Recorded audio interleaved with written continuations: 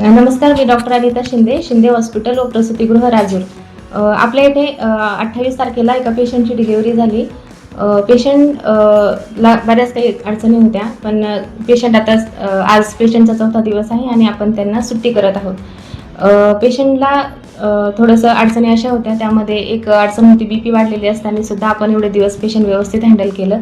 आणि दुसरी गोष्ट अशी होती की पेशंटची पोस्ट डेटेड डिलिव्हरी होती, म्हणजे पेशंटला जवळजवळ तारीख दिलेली असताना सुद्धा त्याच्या वरती 8 दिवस झालेले होते, कारण पेशंटचा त्रासच झाला नाही आणि पेशंटला त्यामुळे त्यांनी दवाखान्यामध्ये येण्याचा निर्णय घेतला नाही त्यानुसार.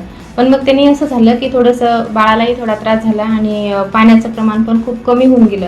कमी म्हणल्यापेक्षा अगदी ज्या वेळेला डिलिव्हरी आम्ही केली त्यावेळेला आमच्या लक्षात आलं की अगदी म्हणजे असं थोडंसुद्धा हातसुद्धा ओले झाले नाही इथपर्यंत पाणी खूप कमी होतं.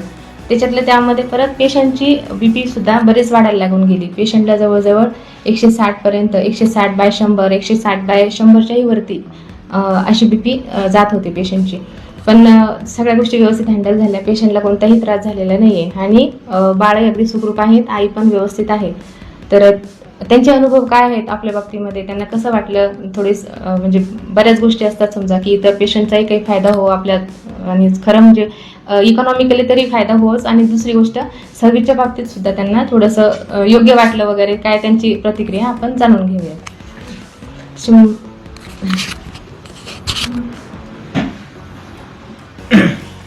नमस्कार, मी ज्ञानेश्वर शेळके, चिंचोली.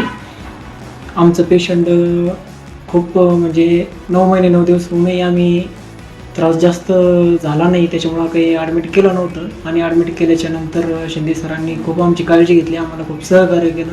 त्याबद्दल आम्ही खूप त्याचे आभार मानतो. धन्यवाद.